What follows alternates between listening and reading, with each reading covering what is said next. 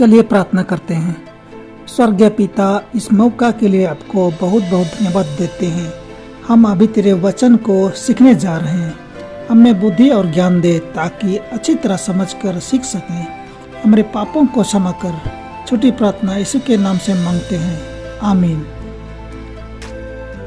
प्रभु के लिए प्रबंध करना जब तक वह नहीं आता, हमारे लिए उस रिश्ते को पूरी तरह से समझना मुश्किल है जो हमारा परमेश्वर ब्रह्मांड का निर्माता हम मनुष्यों के साथ जोड़ना चाहता है। इसका विचार ही विस्मयकारी है। देखो, पिता ने हमसे कैसा प्रेम किया है कि हम परमेश्वर की संतान कहलाए। पहला यूहन्ना 3:1। यह जैसा एलन जी व्हाइट ने लिखा है, क्या कोई मानवीय गरिमा इसकी बराबर कर सकती है?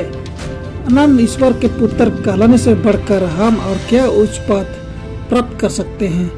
क्या कोई सांसारिक सम्मान इसकी बराबरी कर सकता है?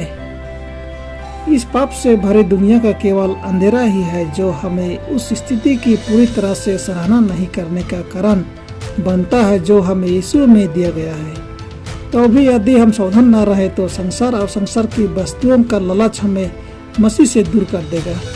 परमेश्वर का वचन हमें शैतान के प्रलोभनों और परीक्षाओं के बारे में आगाह करता है, पर जो धनी होना चाहते हैं वे ऐसी परीक्षा और फंदे और बहुत सी व्यर्थ और हानिकारक लालसाओं में फंसते हैं जो मनुष्यों को बिगाड़ देती है और विनाश के समुद्र में डुबा देती है। क्योंकि रुपये का लोभ सब प्रकार की बुराइयों की जड़ है, जिसे प्राप्त करने का प्रयत्न करते हुए बहुतों ने विश्वास से भटक कर अपने आप को नाना प्रकार के दुखों से छलनी बना लिया है। पहला तिमोथी 6:9-10। हालांकि प्रभु हमें मार्गदर्शन देता है कि किस प्रकार पैसा कमाया जाए और इसका बुद्धिमानी से उपयोग किया जाए और इसे ऐसा कुछ न होने दे जैसा कि पौलुस ने चेतावनी दी थी, जो विनाश की ओर ले जा सकता है। उपदेश शास्त्र के 2000 से अधिक पदों में जो धन और संपत्ति और उनके प्रति हमारे दृष्टिकोण से संबंधित है, परमेश्वर व्यवहारिक निर्देश देता है कि किस प्रकार जीवन के तनावों से ऊपर रहें और जो हमें दिया गया है उसे आर्थिक रूप से वफादार तरीके से प्रबंध कर।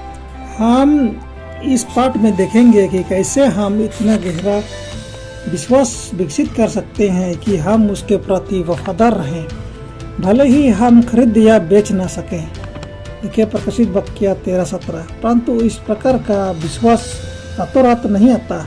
जो कुछ परमेश्वर ने हमें दिया है उसे ईमानदारी से प्रबंध करके हम अभी भी तैयार हो सकते हैं, भले ही हमारे रास्ते में बाधा विघ्न आवे। परमेश्वर संसाधनों के साथ है और जब हम उसके साथ काम करते हैं तो वह हमें अपने लिए उन्हें संभालने की अनुमति देता है। वह उद्धारकर्ता का उद्देश्य है कि मनुष्य शुद्ध और पवित्र उसका सहायक हाथ होगा। इस महान विशेषाधिकार के लिए आइए हम उसका धन्यवाद करें। उसी ने हमें अंधकार के वास से छुड़ाकर अपने प्रिय पुत्र के राज्य में प्रवेश कराया, जिसमें हमें छुटकारा अर्थात पापों की क्षमा प्राप्त होती है। कुलसियों 1:13-14। बुद्धिमान व्यक्ति सुलेमान के द्वारा अपने बच्चों के लिए परमेश्वर की सलाह है, अपनी संपत्ति के द्वारा और अपनी भूमि के द्वारा सारी पहले उपवास देकर यहोवा की प्रतिष्ठा करना। वचन 3:9। यह सलाह उचित है क्योंकि हे यहोवा, तू महिमा और आदर और समर्थ पाने के योग्य है, क्योंकि तू ही ने सब कुछ वस्तुएं सृजी और वे तेरी ही इच्छा से है और सृजी गई। प्रकाशित वाक्य 4:11। केवल धर्म निरपेक्ष दृष्टिकोण से हम बहुत ही चुनौतीपूर्ण और तनावपूर्ण समय में रहते हैं। हालांकि हमारा मसीह विश्व दृष्टि हमें विश्वास और आशा देता है, क्योंकि हम यीशु द्वारा दिए गए संकेतों को देखते हैं जो हमें यह बताते हैं कि मानव इतिहास का महान चरमोत्कर्ष मसीह का दूसरा आगमन सन्निकट है, वरन द्वार पर है। हम प्रार्थना करते हैं कि ये व्यवहारिक सबक परमेश्वर में आपके विश्वास और आशा को गहरा करेंगे और आपको उसके लिए एक वफादार प्रबंधक बनने के लिए प्रोत्साहित करेंगे। आमीन। आइए प्रार्थना करते हैं। हे हमारे पिता, इस वचन के लिए बहुत बहुत धन्यवाद।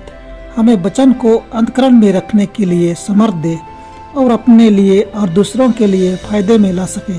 छोटी प्रार्थना यीशु के नाम से मांगते हैं, आमीन।